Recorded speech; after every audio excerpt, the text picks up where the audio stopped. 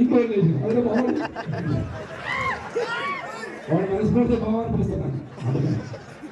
ఏం లేదు, మీకు మాట ఇస్తున్నాం. ఒకసారి తప్పు జరుగుతుంది, మనిషి చేస్తాడు. మనిషిగా పుట్టిన ప్రతి మనిషి తప్పు చేస్తాడు. తప్పు చేయకపోతే దేవుడు అవుతాడు. మన మనిషిలో తప్పు చేయడం సహజం, కానీ మళ్ళీ మళ్ళీ తప్పు చేస్తే అతను మనిషి కింద లెక్క ఏర్పడలేదు. నేను ఈ 365 రోజులు కావాలని నేను నియోజకవర్గాన్ని దూరంగా ఉంటున్నా. కావాలని ఇవాళ స్టార్ట్ చేసిన నా ప్రయాణం ప్రతిరోజు ప్రతి వారం ఒక గ్రామానికి వెళ్తా. పొద్దున్నే ప్రతి గ్రామానికి వెళ్తా, ప్రజలను కలుస్తా. నా కార్యకర్త ఎవడు, నాకు మిగిలింది ఎవరు, ఈ గులాబీ దండలో మిగిలింది ఎవరు, వాళ్ళని గుండెలు పెట్టుకుంటా. తప్పకుండా దానికి ఎటువంటి డౌట్ లేదు అన్నా.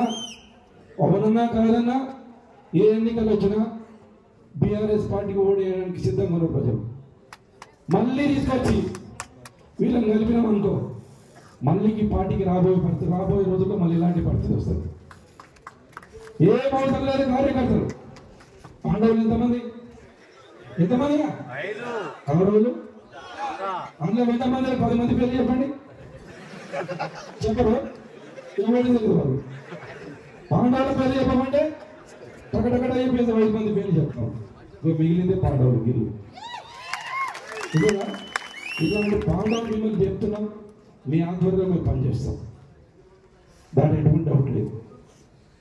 జరిగిన పొరపాటు జరిగినాయి, దాన్ని మళ్ళీ మళ్ళీ మళ్ళీ మళ్ళీ చెప్పి అది మీరు చిన్నపోయి నేను చిన్నపోయి పత్రికలలో వేరేగా రాస్తారు. అవన్నీ మనకు అవసరం లేదు. ఇలా దీక్షా దివస్ కేసీఆర్ గారు నేను చచ్చినా పర్లేదు తెలంగాణ రాష్ట్రం కావాలని చేసినటువంటి వ్యక్తి. ఇలా తెలంగాణ రాష్ట్రం అంటే ఇలా ఊళ్ళకి పోతే ఏమంటారు? ఇప్పుడు కేసీఆర్ ఉన్నప్పుడే బాగుండరా, ఇంకా మరి ఉన్నప్పుడే బాగుండరా అంటారా లేదా? మరి ఏమి అంటే మనం మంచి చేసినాం, చెడు చేయలేదు. మనం చెడు చేస్తే సార్ పేరు మళ్ళీ యాడ్ చేస్తుండ్రా లేదు.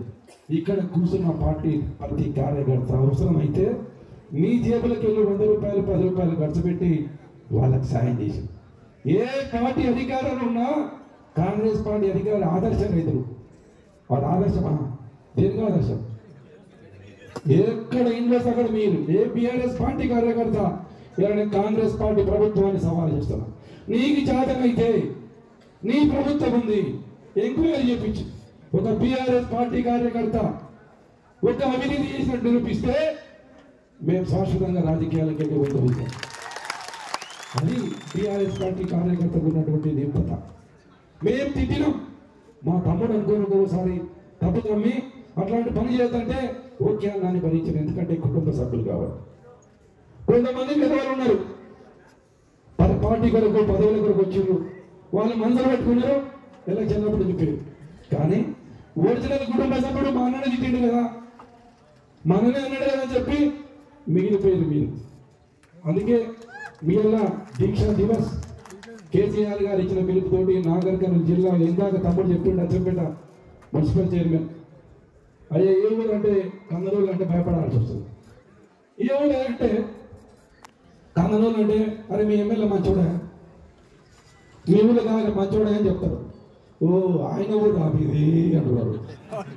అంటే మన ఆ ఊరు పేరు చెప్పడానికి ఒక భయపడే పరిస్థితికి వచ్చింది ఈ సంవత్సరంలో. ఇలా హామీలు ఇచ్చిండ్రు, హామీల గురించి మాట్లాడితే కేసీఆర్ని అరెస్ట్ చేస్తాం, కేటీఆర్ని అరెస్ట్ చేస్తాం. ఈ కేసీఆర్కి కొత్తగానే చేయలు, నీ కొత్త అమ్మను ఒకసారి వచ్చినాం, ఆయన కొత్త కాదు కదా. ఆయన కొత్త అనుకుంటే ఈ పరిస్థితి వచ్చి ఈ తెలంగాణ రాష్ట్రం వచ్చేదా? ఏ పుట్టింది ఎవరు అక్కడ? ఏ గడుపు నుంచి పుట్టిండు? పులి గడుపు నుంచి పులే పడుతుంది, వేరే పడతారా? మరి కేటీఆర్ జైలు పంపిస్తామంటే పంపి, నీ చేతనైతే జైలుకి పంపిస్తావో ఇంకా కానీ భయపడే పరిస్థితి లేదు. ఎందుకంటే మేము 420 హామీలను అమలు చేయడానికి మా జిల్లా పార్టీ అధ్యక్షుడు ఆధ్వర్యంలో తప్పకుండా ప్రతి నెల ఒక్కొక్క అంశం పైన మేము కొట్లాడతాం. చలో కలెక్టరేట్, చలో ఎమ్మెల్యే ఇంటికి వెళ్తాం. మేము పోయి వాళ్ళ ఇంటి ముందు ధర్నా చేస్తాం. మాకు వాళ్ళ మీద కోపం లేదు. బిడ్డ అని ఎట్లయితే మాట ఇచ్చినవో అది సంక్షేమ పథకాలు అమలు చేయి, వాళ్ళకు తులం బంగారం ఏమైంది? కేసీఆర్ 10,000 ఇస్తున్నాడు. అన్ని ఏది కపట బుద్ధులతో ఆలోచన చేయండి. రాత్రిపూట ఏది వాస్తవాలు చెప్తే ఓట్లు లేదని, ఏది కేసీఆర్ ఇస్తే దాన్ని ఉట్లా చెప్పామని ఆలోచన చేసాడు. కేసీఆర్ భూములకు ఇస్తున్నాడు కదా, నేను భూములకు ఇస్తాం అంటే మీరు నమ్మిరు అమాయకులు. కేసీఆర్ 10,000 ఉన్నాడు కదా, 15,000. ఆడవాళ్ళు భర్తతో సమానంగా ప్రేమించేది ఏంటి? బంగారాన్ని. కేసీఆర్ లక్షిస్తున్నాడు కదా, దానికి దూరం బంగారం యాడ్ చేసాడు. ఏదంటే అబద్ధం మాట చెప్పి నేను ఒక్కసారి ముఖ్యమంత్రి కావాలి ఒక చిన్న దుర్బుద్ధితోండి అది మనం గమనించలేకపోయి ఆయన కొంతమంది వీడియోలో మాట్లాడుతుంటే మొదల్లో సపోర్ట్ కొట్టింది. ఇప్పుడు అర్థమైంది తప్పు చేసినామని. సరే ఓకే, తప్పు ఇందాక చెప్పిన తప్పు ఎవరైనా చేస్తారు, మళ్ళీ చేస్తే ఆ మనిషిని పైన ఎవరు క్షమించరు.